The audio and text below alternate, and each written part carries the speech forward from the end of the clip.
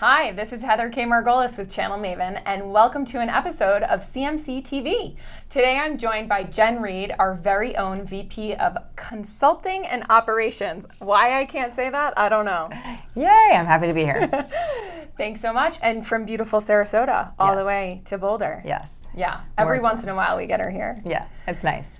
So Jen, we have talked a ton about driving demand through partners. I want to talk about how some of those trends and tactics and strategies actually apply for communicating to your partners as well. Right.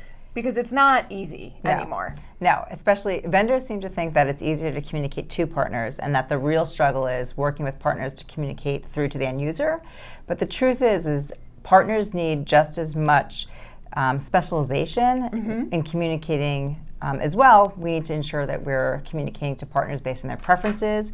We need to remember that there's not a one-size-fits-all communication strategy when it comes to working with partners on a regular basis. And bombarding with email doesn't work? Right, exactly. They're getting, we work with partners every single day, and all they talk about is how often they receive information that is not relevant to them from all of the vendors that they work with. And I think that one of the things that vendors forget is that they're not the only vendor working with that partner. Right. So if a partner is working with, we say between 5 and 25 different vendors, and one vendor is sending an email from channel marketing, an email from product, an email from their direct, because a lot of times partners are now customers. Right. Then if they're sending, let's say, 5 emails a week. Right.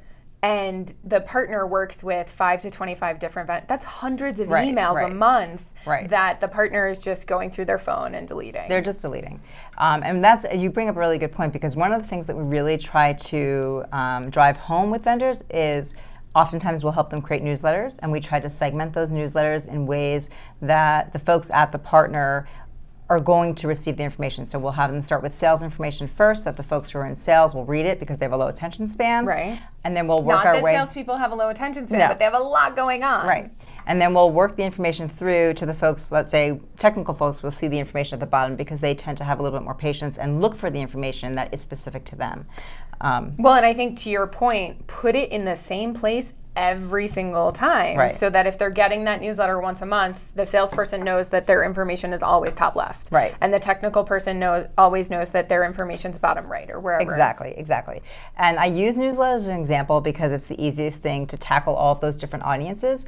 But if it's not a newsletter, then it is really important that when you are communicating to partners that you're segmenting the information to the appropriate people. Right. You can't send technical information to sales folks. They're not going to read it, and they're going to ignore it. And ultimately, they're going to ignore the emails that come from the vendor altogether. Right, because you've now trained them, you've given them a habit that what you send does not make sense for them, so they're just going to stop. Exactly. Let's talk social. Yeah. Because we've been doing social for a really long time. We used to talk to our vendor clients about starting a company page that was for their partner audience. Right. So they would have what looked like a company page, but it was just for partners. Now we're moving a little closer to the executives. How are we better engaging partners through LinkedIn?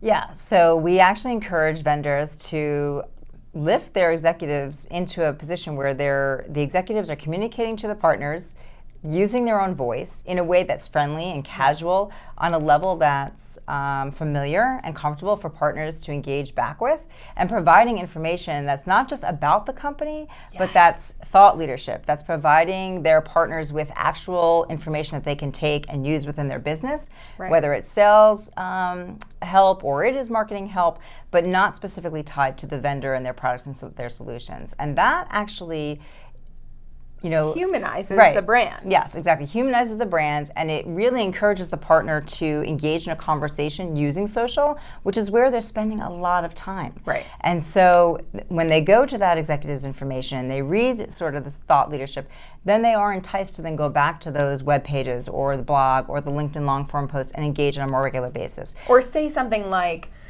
the way that I always put it, when you send someone an email, who knows what they're doing or what they're in the middle of? Right. When they are on LinkedIn, that's because they need a break. Right. They need downtime. They're not focused on trying to find that email or trying to get on that call.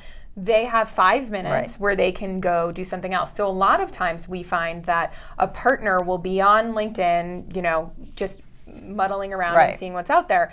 and they'll say, oh, wait a second, I think I got an email on this. So we actually see email rates, open rates go up. Right. It sends like a reminder that, oh, I did receive some information from these folks and I should go back and look at it because this is actually relevant for me at this time. Right. And another really important point that I like to drive home for vendors specifically is I like to, executives as well, I like to ask them to think about their own habits. What brings them back to a web page? What brings them back to a blog? It's the valuable information that they receive.